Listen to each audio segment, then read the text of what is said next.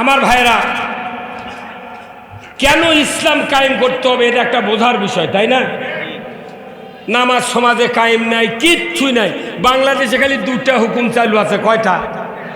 একটা হলো রোজা বেলা ডুবলে ইফতার করা, এটা খুব খুব টাইমলি। কতক্ষণ টাকা? বেলা ডুবলে ইফতার। আর একটা হলো ইমানদারের ঘরে জন্ম নিলে খাতনা করা। এই দুটা হুকুম ছাড়া বাংলাদেশে একটাও কিচ্ছু নেই। আছে? তাহলে এই যতগুলি হুকুম আছে কোরআনে, এইগুলি বাস্তবায়ন করতে গেলে আল্লাহর আইনের দরকার আছে না নাই? তে মানুষের আইন আমরা এতদিন দেখেছি, কোনোদিন আল্লাহর আইনের কোনো সুযোগই আমরা পাইনি। শোভাদানে বক্তৃতা করি, তাই আবার মাইক এই সেরে কয় কানের ভর্তি গরম করবো। আয় এখন আয়, আয় রে আয়। কি কাল কি আর আজ কি? হ্যাঁ, কাল কি আর আজ কি? খালি 151 জন এমপি যদি সংসদে দেয়, এমনি ওরা অজু করে তাহাজ্জুদের দাঁড়িয়ে দেবে। আল্লাহ কোরআনে বলছেন কি? আল্লাযীনা ইম্মাক্কান্নাহুম ফিল আরদ আকামুস সালাতা ওয়া আতাউয যাকাতা ওয়া আমারু বিল মারুফ ওয়া নাহু আনিল মুনকার ওয়া লিল্লাহি আকিবাতুল উমুর। আল্লাহ বলেছেন, মুসলমান যদি ক্ষমতায় দেয়, আল্লাহু আকবার, কি ক্ষমতায় দেয়? মুসলমান যদি ক্ষমতায় দেয়, ইমানদার নয়। এখানে কি বলা আছে? মুসলমান যদি ক্ষমতায় দেয়, 4টা আইন চালু করবে। ধরে কোন কয়টা? 1 নম্বর নামাজ কায়েম করবে, আল্লাহু আকবার। 2 নম্বর যাকাত চালু করবে। 3 নম্বর ন্যায়ের আদেশ করবে। 4র্থ নম্বর অন্যায়ের বারণ করবে। ধরে কোন আল্লাহু আকবার। তে অন্যায় বন্ধ করতে গেলে একটা শক্তিশালী পুলিশ বাহিনী লাগবে। আগে কি লাগবে? পুলিশ বাহিনী লাগবে। শক্তিশালী আইন যদি সংসদে পাশ হয়, পুলিশ বাহিনী যদি শক্তিশালী না হয়, তাদেরকে শক্তিশালী করার যদি কোনো আইন না থাকে, সংসদে চিল্লালেও আল্লাহর আইনের মানুষ সুফল পাবে না। আমি বলেছি রাজশাহীতে গত এপ্রিলের শুরুতেই, যে ইসলাম যদি ক্ষমতায় দেয়, তাহলে প্রত্যেক পুলিশকে প্রত্যেক থানায় থানায় 10 কোটি টাকার একটা বুলেট প্রুফ গাড়ি দেওয়া হবে। জনগণের নিরাপত্তা যারা দিবে, তাদেরকে আগে নিরাপত্তা দিতে হবে। পুলিশক দিছে ডিউটি করার জন্য ত্রিপলের বেড়ার গাড়ি। এই কথা কোন না কেরে, যেটি লাঠির ঘুতা মেলে ত্রিপল চিরে দেবি, ওই গাড়িতে ওই কি করবি? ওকে দেওয়া লাগবে 10 কোটি টাকার বুলেট প্রুফ গাড়ি। যে গাড়ি দুর্নীতিবাদীরা দামি গাড়ি চড়ে ঘুরে, আর যারা নিরাপত্তা দিবে তাদেরকে বেড়াবিহীন দরজাবিহীন গাড়ি দিয়ে দেবে। কথা কি? 10 কোটি টাকার গাড়ি যদি বাসি দেওয়া হয়, অ্যাম্বুলেন্সের বাসি, 2 ঘন্টার ভেতরে একটা উপজেলা পুরোটা মেলের বেগে হুইসেল দিতে দিতে ঘুরে আসবে। চোর কবি আব্বা আমি যাচ্ছি, আর চোরই থাকবে না। পেটের ক্ষুধা নিবারণ হবি, পোশাক দেওয়া হবি, চিকিৎসা দেওয়া হবি, শিক্ষা দেওয়া হবি, বাসস্থান দেওয়া হবি, বস্ত্র দেওয়া হবি। চুরি করার মানুষ পাওয়া যাবে না। কিন্তু তোমরা টাকাগুলো নিয়ে যা ব্যাংকে জড়ো করো, আর সাধারণ জনগণ কয় গরিব দেশ। বাংলাদেশের মাটি বেচলে টাকা পাওয়া যায়। 1 ভার মাটির দাম 230 টাকা। যদি 16টা ইটে হয়, 12 দিয়ে গুণ করে দেখেন কত টাকা। বালুর নিচে, মাটির নিচে বালু, তার নিচে পানি। লক্ষ কোটি কোটি বোতল প্রতিদিন পানি বিক্রি হচ্ছে বাংলাদেশে। পাথর আছে, সোনা আছে, ডিজেল সব আছে। কিন্তু এইগুলির দরজা আল্লাহ উন্মুক্ত করে তখনই দিবেন, লা ফাতাহনা আলাইহিম বারাকাতুম মিনাস সামাই ওয়াল আরদ।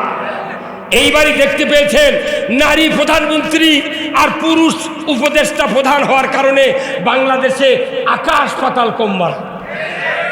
এখনই ধান 1700 টাকা মন। কে আলু লাগিয়েছিল 100-150, এখন আলু বেচা লেওয়ার মানুষ নয়। মরদ মানুষের উপকার দেখেছেন? দীর্ঘদিন পর পুরুষ উপদেষ্টার সাথে ঈদগাহ ময়দানে মুসাফা করছে এই দেশের মানুষ। কিন্তু এমন দেশ ছিল কোনোদিন যায় নামাজত কোনো মসজিদ মাঠত দাঁড়াতে পারে না। আমরা এদেশে হাদিস শরীফে, বুখারী শরীফে পড়েছি, এই হাদিস সবাই পড়েছেন, শুনেছেন। আমার রাসূল বলেছেন, যে জাতির ভাগ্যে নারী নেতৃত্ব এসে যায় ওই জাতি আল্লাহর গজবের হকদার হয়ে যায়।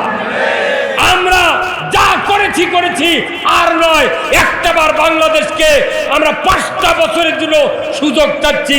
এদেশে আল্লাহর আইন কায়েমের মাধ্যমে আসমানের বরকতের দরজা, জমিনের বরকতের দরজা আল্লাহর তরফ থেকে খুলে নিতে চাই। যেরকম আল্লাহু আকবার। যে ভারত বলল আমার দেশের পেঁয়াজ ছাড়া বাংলাদেশের মানুষ বাঁচবে না, আমার দেশে পাবনাতে সাথিয়াতে আমি এপ্রিলের 1 তারিখে মাহফিলে গেছিলাম। শহীদ মৌলানা মতিউর রহমান নিজামীর গ্রামে 8:30টার সময় তার কবর জিয়ারত করে লক্ষাধিক মানুষের সামনে আমি বলেছি, পেঁয়াজ ভারতের যদি এতই দরকার হতো তাহলে আমার দেশে পেঁয়াজ এখন বর্তমানে 1100 টাকা মন। 100 মন পেঁয়াজ আল্লাহ বিঘায় প্রতি দিয়েছে। কারণ কি? এটা আল্লাহর একটা হুকুম এইবার বাস্তবায়ন হয়েছে। কোনো আইন ছাড়াই এই বাংলাদেশে প্রায় 1600 ব্যক্তি দিয়ে শাসন করা হয়েছে 16 বছর, 54 বছর, কিন্তু শান্তি হয় নাই। এই মাত্র 11-12 মাসে দেখা যাচ্ছে বাংলাদেশ একবারে পানি। যদি পুলিশ বাহিনীদেরকে আমি অনুরোধ করব, আপনাদের একটু হার্ডলাইনে যান। কোনো অন্যায়, কোনো ন্যায় কাজের কারণে মামলা দেওয়ার দরকার নাই, মিথ্যা হয়রানি করার দরকার নাই। যারা অকারেন্স করে তাদেরকে যদি আপনারা দমন করতে পারতেন, আমার বাংলাদেশে মনে হয় ভোট লাগতো না, সরকার লাগতো না, ডক্টর ইউনূসই বাংলাদেশের জন্য যথেষ্ট। কিন্তু দেশে অনেক উস্কানি চলতেছে, উস্কানিতে আমরা পা দেব না। আমরা আগামী দিনে নির্বাচনের পূর্ব মুহূর্ত পর্যন্ত আমরা আল্লাহর আইনের কথা বলেই যাব, কারণ আল্লাহর আইন ছাড়া এদেশের মাটিতে শান্তি হবে না। আমি আর 1 মিনিট কথা বলবো। বলুন তো ভাই, এখানে কি বাজার আছে? এটা কি বাজার? এরুলিয়া। আচ্ছা, এখানে কি গ্রিলের দোকানদার নাই? এই যে জানলা, দরজা, মেশিনের বডি, সাইকেলের রড ফাটে গেলে ঝালাই করে, তা কি বলে? গ্রিল মিস্ত্রি, তাই না?